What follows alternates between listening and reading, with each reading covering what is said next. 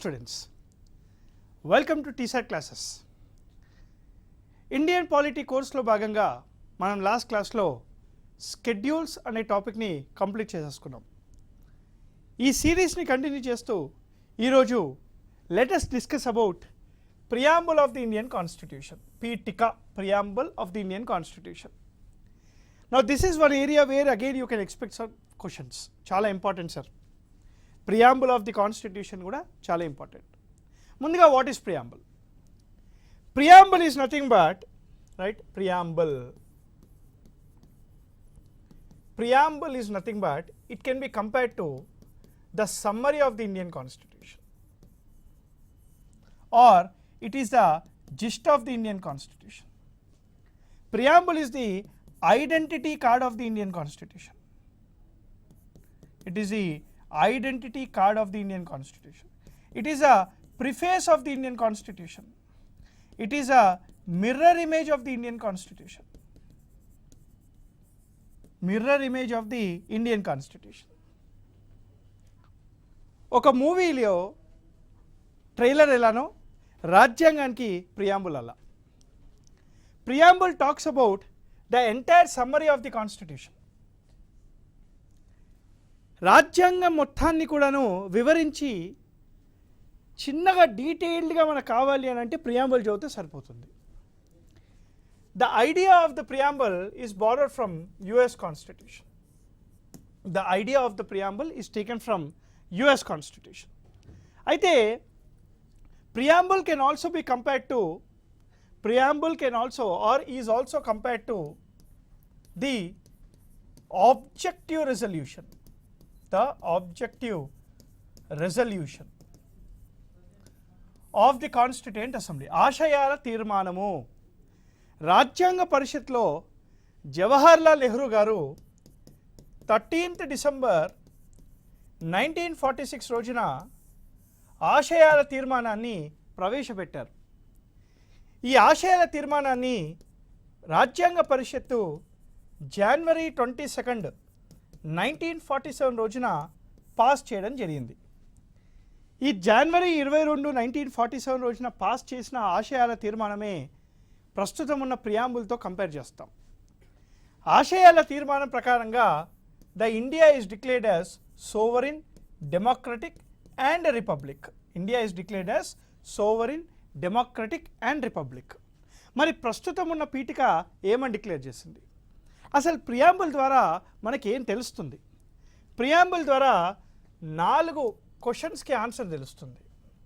Preamble provides answer to the following questions. The first one is authority to the constitution. అసలు రాజ్యాంగానికి authority ఎక్కడి నుంచి వచ్చింది? అసలు రాజ్యాంగానికి అథారిటీ ఎవరిచ్చారు?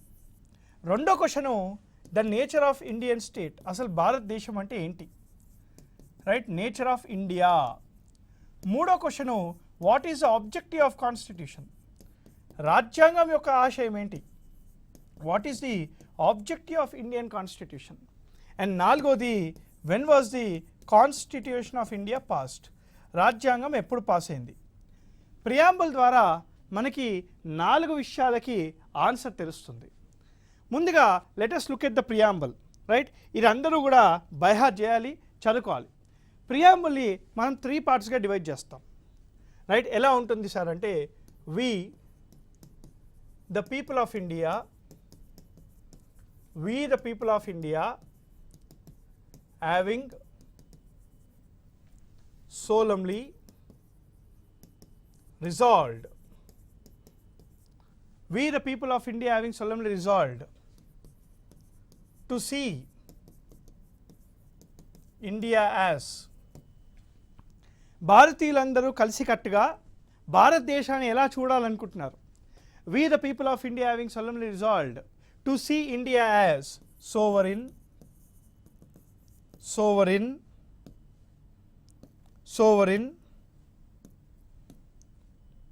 socialist, secular, sovereign, socialist, secular, democratic and republic nation. Democratic and republic nation. భారతీయులందరూ కూడాను భారతదేశాన్ని కలిసికట్టుగా sovereign, socialist, secular, democratic and republic నేషన్గా చూడాలనుకుంటున్నారు. ఇవి రెండు వేరే కలర్లో ఎందుకున్నాయంటే చెప్తా దీని గురించి, టెన్షన్ పడకండి. ముందు let us finish the entire preamble summary. So ఇండియాని sovereign, socialist, secular, democratic and రిపబ్లిక్గా చూడాలనుకుంటున్నారు. So this is the first part of the preamble. We the people of India having solemnly resolved to see India as sovereign, socialist, secular, democratic and republic, and to ensure among all Indians, to ensure among all Indians, to ensure among all Indians, right, and to ensure among all Indians justice of social, political and economic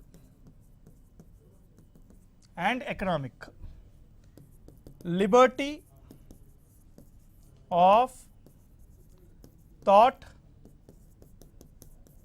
expression, belief, faith and worship. Right, liberty of thought, expression, belief, faith and worship. Equality of status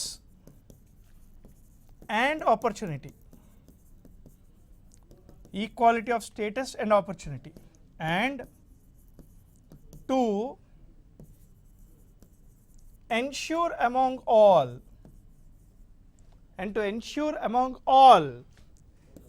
fraternity,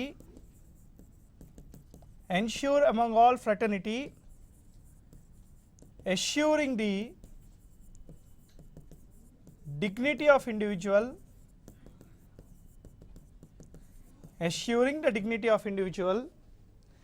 to uphold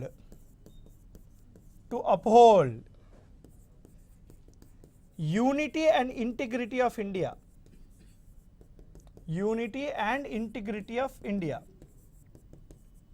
To uphold unity and integrity of India. జాగ్రత్తగా వినాలి sir, ఇది చాలా important ఎగ్జామ్కి. Unity and integrity of India. ఎందుకు integrity in బాక్స్లో పెట్టాను చెప్తా. Right, integrity of India in our constituent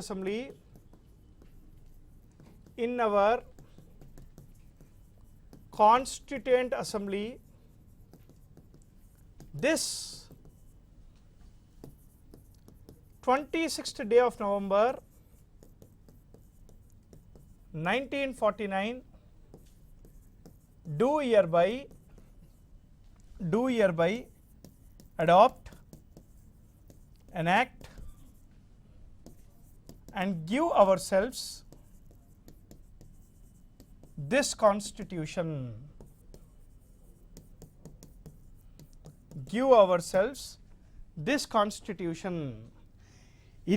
ఇది రాజ్యాంగంలోని పీఠిక. రాజ్యాంగంలోని పీఠికని మనము 3 పార్ట్స్గా డివైడ్ చేస్తాం. The first one, we the people of India having solemnly resolved to constitute India into a sovereign, socialist, secular, democratic and republic country, and to secure among all Indians justice of social, political, economic, liberty of thought, expression, belief, faith and worship, equality of status and opportunity, fraternity, assuring the dignity of the individual, to uphold the unity and integrity of India in our Constituent Assembly this 26th day of November 1949 do hereby adopt, enact and give ourselves this constitution. మనకి preamble ద్వారా 4 క్వశ్చన్స్కి answer తెలుస్తుంది అని చెప్పిన. ఏంటవి? First one చూడండి, అసలు రాజ్యాంగానికి అథారిటీ ఎక్కడి నుంచి వచ్చింది? మీరు ప్రియాంబుల్ని గమనిస్తే you look at the first lines of the preamble and you read with the last lines. మధ్యలో మొత్తం పక్కన పెట్టేసి ఫస్ట్ పదాలు లాస్ట్ పదాలు మాత్రమే చదవండి. ఏమని ఉంది ఇక్కడ? we the people of India give ourselves this constitution. ప్రజలందరూ కలిసి ప్రజల కోసము రాసుకున్న రాజ్యాంగము, మన కోసము మనము రాసుకున్న రాజ్యాంగము. మరి రాజ్యాంగానికి అథారిటీ ఎక్కడి నుంచి వచ్చింది సార్ అంటే people of India. It is people of India. భారతీయుల ద్వారా రాజ్యాంగానికి అథారిటీ వస్తుంది. భారతీయులందరూ కలిసి భారతదేశాని కోసము ఒక భారత రాజ్యాంగాన్ని రాసుకున్నారు అని చెప్పి దాని మీనింగ్గా చెప్పుకోవచ్చు. We the people of India give ourselves this constitution. Then what is the second question we have, what is the nature of Indian state? అసలు ఇండియా అంటే ఏంటి? మనం జనరల్గా ఈ దేశాన్ని డిఫైన్ చేయంటే ఏం చెప్తాం? పైన హిమాలయాలు ఉంటాయి, కింద ఓషన్ ఉంటుంది, సైడ్కి వెస్టర్న్ ఘాట్స్ ఉంటుంది, ఫారెస్ట్ ఉంటుంది, టాట్ డెసర్ట్ ఉంటుంది. ఇది కాదు. Political definition of India is different, right? India is nothing but ఇదన్నమాట, right? We the people of India having solemnly resolved to constitute India into a sovereign, socialist, secular, democratic and republic nation. భారతదేశం అంటే ఏంటి? It is a sovereign country, it is a socialist country, it is a secular country, it is a democratic and republic country అని చెప్పాలి next time నుంచి. అయితే ఈ chronological order గుర్తుపెట్టుకోవాలి. SSDR, sovereign, socialist, secular, democratic, republic. ఇది most expected question in the exam. ఊరికి అడుగుతూనే ఉంటాడు ఎగ్జామినర్, మర్చిపోతాడేమో మరి, ఎప్పుడు అడుగుతూనే ఉంటాడు. ఈ క్రొనలాజికల్ ఆర్డర్ ఇలానే ఉంటాడు, sovereign, socialist, secular, democratic, republic. ఇలానే గుర్తుపెట్టుకోవాలి సార్ మీరు. ఇది పాయింట్ నెంబర్ 1. రెండో పాయింట్, ప్రియాంబుల్ని ఒక్కసారి సవరించారు. 42వ రాజ్యాంగ సవరణ చట్టం ద్వారా 3 పదాలని ప్రియాంబుల్లో యాడ్ చేశారు. చాలా ఇంపార్టెంట్ సార్ ఎగ్జామ్కి. 42వ రాజ్యాంగ సవరణ చట్టం 42nd కాన్స్టిట్యూషనల్ అమెండ్మెంట్ యాక్ట్ 1976 ద్వారా there are 3 words mentioned in the preamble. ఏంటి సార్ అది? The first one is socialist, the second one is secular, and the third one is integrity. ఈ మూడు పదాలని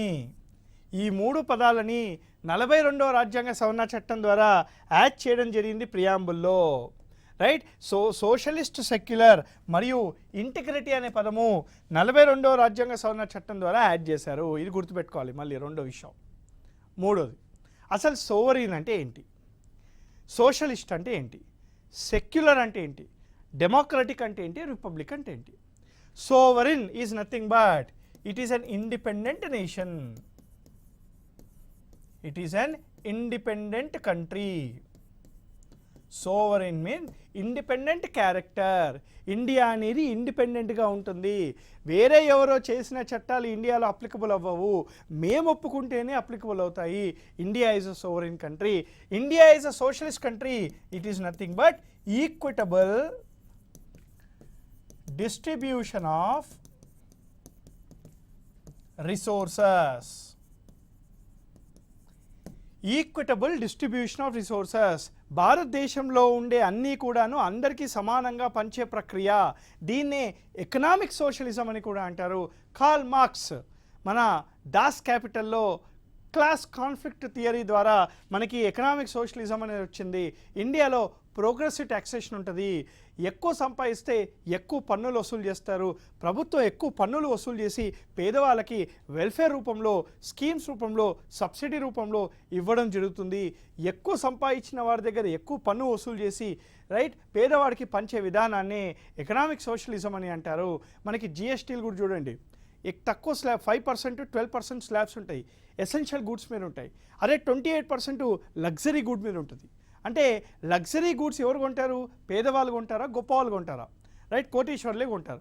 కోటీశ్వర్ల దగ్గర 28% ట్యాక్స్ వసూలు చేసి పేదవాళ్ళకి పంచే ప్రక్రియనే ఎకనామిక్ సోషలిజం అని అంటారు.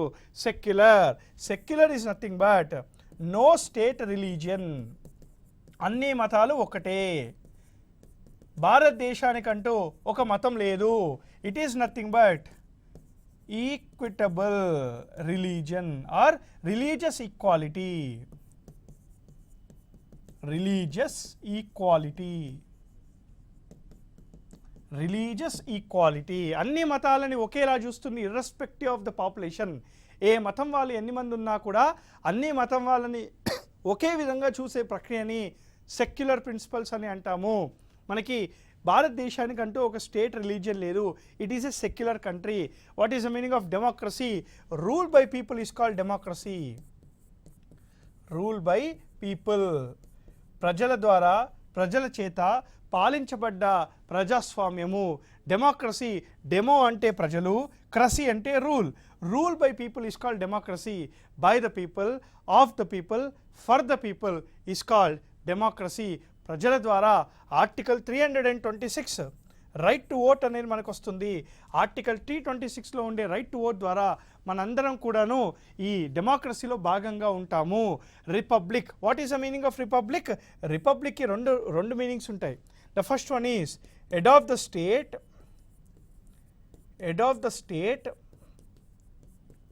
right, is elected, and రెండో మీనింగ్ ఏంటి? and as fixed tenure.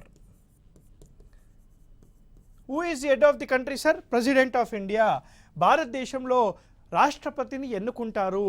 British వాళ్ళక, థైలాండ్ లాగా, అబుదాబి లేదా దుబాయ్ లాగా కింగ్ కాదు, క్వీన్ కాదు.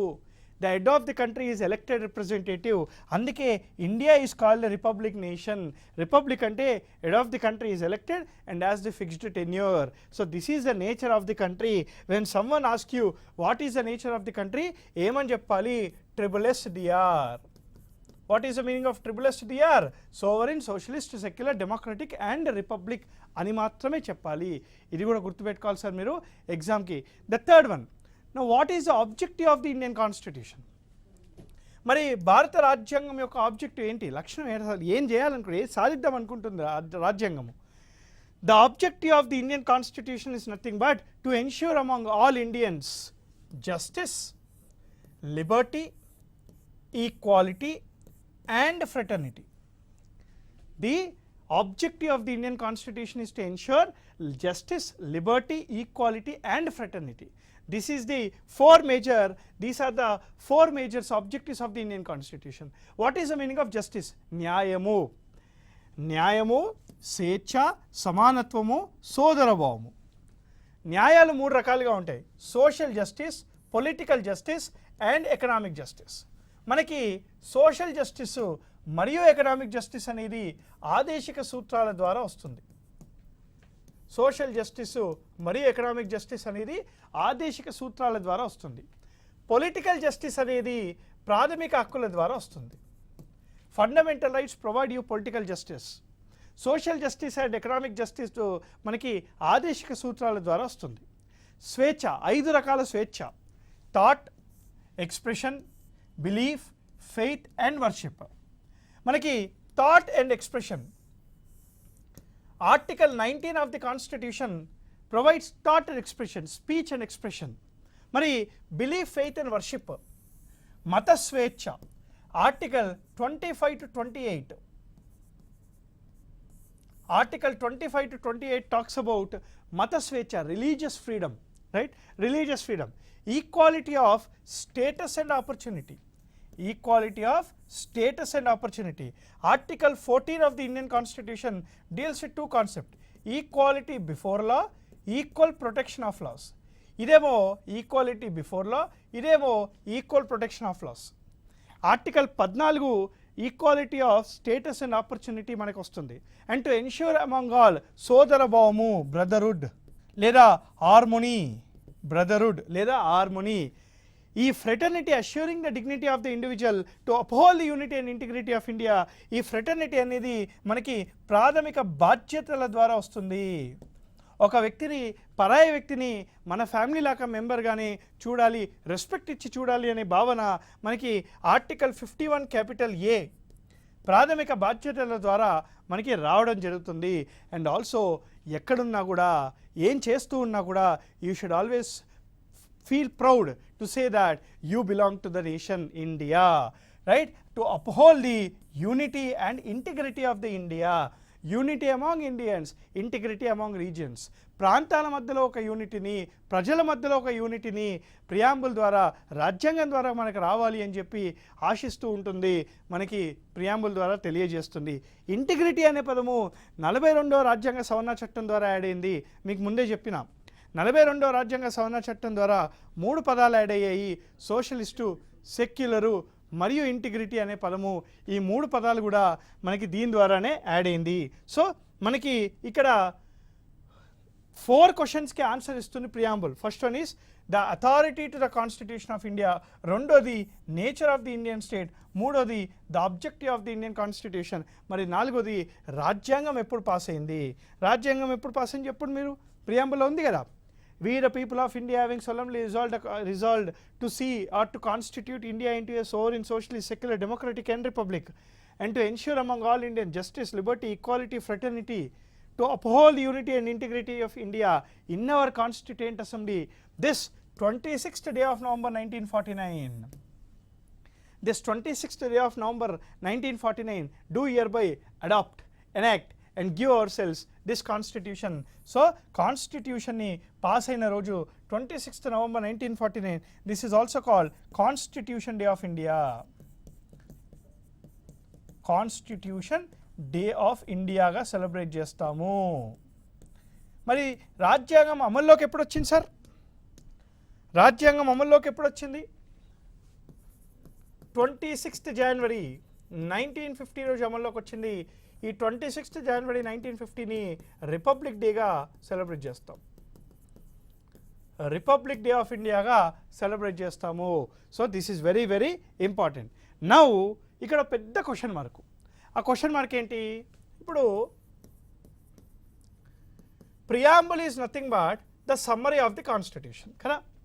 అంటే ప్రియాంబుల్ అనేది it neither provides authority to parliament. It neither provides authority to parliament to make laws. పార్లమెంట్కు చట్టం చేసే అధికారం ప్రియాంబుల్ ఇవ్వదు. అదేవిధంగా it neither help the judiciary in judicial review process. న్యాయ సమీక్ష టైంలో కూడా ప్రియాంబుల్ హెల్ప్ చేయదు. మరి preamble is neither helping the judiciary nor helping the legislature. If it is neither helping parliament nor helping judiciary, ఇక్కడ పెద్ద క్వశ్చన్ మార్క్ ఏంటంటే is preamble part of constitution. అసలు రాజ్యాంగంలో ఇది భాగమా కాదా అనే ఒక క్వశ్చన్ మార్క్ వచ్చిందన్నమాట. మరి భాగం కాదంటే పక్కన పెట్టేద్దాం. Suppose if preamble is part of the constitution, మరి రెండో క్వశ్చన్ ఏంటి? Can it be amended? Preamble అనేది రాజ్యాంగంలో భాగమా కాదా? భాగమైతే సవరించవచ్చా లేదా అనేది ఇక్కడ క్వశ్చన్ మార్కు. దీనికి ఆన్సర్ తెలియాలంటే ఒక 3 కేసులు చూడాలి. The first case is called Berubari versus union of India case 1960. Supreme court ఇక్కడ ఏం చెప్పిందంటే preamble is not part of Indian constitution అని చెప్పింది. ప్రియాంబుల్ అనేది రాజ్యాంగంలో భాగం కాదని చెప్పేసింది. హ్యాపీ కదా, ఇక సవరించక్కలే ఏమక్కలే. ఎందుకు చెప్పింది అట్లా? Because preamble neither help the parliament to make laws, neither help the judiciary in judicial review. అంటే ప్రియాంబుల్ అనేది శాసనసభకి హెల్ప్ చేయదు, న్యాయ వ్యవస్థకి హెల్ప్ చేయదు. కాబట్టి ప్రియాంబుల్ అనేది it is not part of the constitution అని చెప్పింది. దీన్ని మళ్ళీ ఛాలెంజ్ చేశారు in a famous case Kesavananda Bharati versus state of Kerala. Kesavananda Bharati versus state of Kerala 1973లో. Kesavananda Bharati versus state of Kerala కేసులో సుప్రీంకోర్టు ఏమని చెప్పిందంటే, Kesavananda Bharati versus state of Kerala కేసులో సుప్రీంకోర్టు ఏమని చెప్పిందంటే preamble is part of the constitution అని చెప్పింది. Is part of the constitution అని చెప్పింది. అదేంటి సార్, ముందేమో it is not part of the constitution అని చెప్పింది కదా. అవును, ప్రియాంబుల్ అనేది లెజిస్లేచర్కు జ్యుడిషియర్కి హెల్ప్ చేయకపోయినా ప్రియాంబుల్ ఏంటి sir, it is a mirror image of the constitution. ఇప్పుడు ట్రైలర్ ఉంటుంది, మూవీ ఉంటుంది, మూవీ నుంచి ట్రైలర్ వచ్చింది కదా, మరి ట్రైలర్ మూవీలో భాగం కాదంట వాళ్ళు. ఆ ట్రైలర్ కట్ చేసిందే మూవీ నుంచి. మరి ట్రైలర్ మూవీలో భాగమైనప్పుడు ప్రియాంబుల్ కూడా మనకి ఈ రాజ్యాంగంలో భాగమే అని చెప్పింది సుప్రీంకోర్టు. ప్రియాంబుల్ భాగమే అని చెప్పి, మరి ప్రియాంబుల్ భాగమైనప్పుడు కెన్ ఇట్ బి అమెండెడ్ అనేది ఇక్కడ question mark. Can it be amended, can it be amended. Supreme court ఇక్కడ ఏం చెప్పిందంటే చాలా ఇంట్రెస్టింగ్గా, preamble can be amended but not the basic features of the preamble which are part of doctrine of basic structure. Doctrine of basic స్ట్రక్చర్లో ఏవైతే మూలికమైన అంశాలు ఉంటాయో ఆ మూలికమైన అంశాలు తప్ప మిగతావన్నీ కూడా అమెండ్ చేయొచ్చు అని చెప్పింది. అంటే preamble can be amended but not the basic features of the preamble. Just minute, what is the meaning of basic features of the preamble? ప్రియాంబుల్లో సెక్యులరిజం కానివ్వండి, డెమోక్రసీ కానివ్వండి, రైట్, ఈక్వాలిటీ కానివ్వండి, ఆర్టికల్ 14, ఈ పదాలని బేసిక్ స్ట్రక్చర్ డాక్ట్రిన్లో పెట్టిందనమాట. ఇప్పుడు preamble మొత్తాన్ని amend చేయొచ్చు, కానీ ఈ 3 పదాలను మాత్రం అమెండ్ చేయలేము. బేరుబారి వర్సెస్ యూనియన్ ఆఫ్ ఇండియా కేసులో secular is added to the basic structure doctrine, right. మనకి డెమోక్రసీ, రాజ్ నారాయణ్ వర్సెస్ ఇందిరాగాంధీ కేసులో డెమోక్రసీ అనే పదాన్ని, ఈ కాన్సెప్ట్ని బేసిక్ స్ట్రక్చర్ డాక్ట్రిన్లో యాడ్ చేశారు. మనకి ఈపీ రొయ్యప్ప కేసు తర్వాత కేశవానంద భారతి కేసులో ఈక్వాలిటీ అనే ప్రొవిజన్ని బేసిక్ స్ట్రక్చర్లో యాడ్ చేయడం జరిగింది. సో బేసిక్ స్ట్రక్చర్లో ఉన్నవి తప్ప మిగతావి ఏవైనా అమెండ్ చేయొచ్చు అని చెప్పింది. సో ప్రియాంబుల్ని ఒకేసారి సవరించారు. 42వ రాజ్యాంగ సవరణ చట్టము, ఇది 3వసారి చెప్పడం క్లాస్లో. ఎందుకు చెప్తున్నానో అర్థం చేసుకోండి, చాలా ఇంపార్టెంట్ డౌట్ చెప్తున్నా. 42వ రాజ్యాంగ సవరణ చట్టం ద్వారా ప్రియాంబుల్లో 3 పదాలు యాడ్ చేశారు. 1 సోషలిస్టు, 2 సెక్యులరు, 3 ఇంటిగ్రిటీ అనే పదము.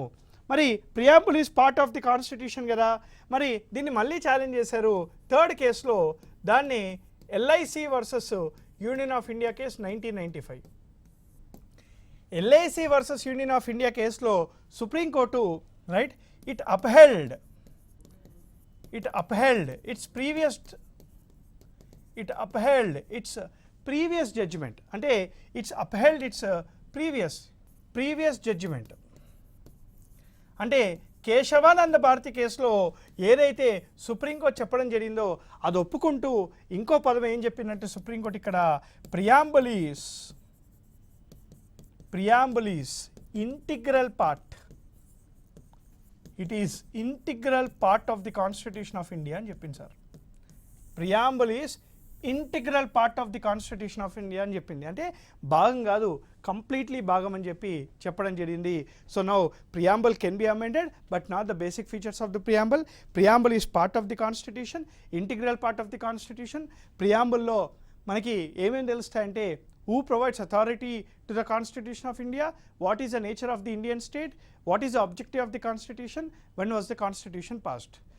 ఇది మొత్తం మనం గుర్తుపెట్టుకోవాలి. We the people of India having solemnly resolved to constitute India into a sovereign, socialist, secular, democratic and republic. ఈ chronological order important. And to secure among all Indians justice of social, economic and political, liberty of thought, expression, belief, faith and worship, equality of status and opportunity, and to ensure among all Indians fraternity, assuring the individual dignity, and to uphold the unity and integrity of India in our Constituent Assembly, this 26th day of November 1949, do hereby enact, adopt and give ourselves this Constitution. So ఇది preamble of the constitution. ఇంకో క్లాస్లో ఇంకో టాపిక్తో మీ ముందుకు వస్తాను. Till then happy learning. Thank you very much. జై హింద్.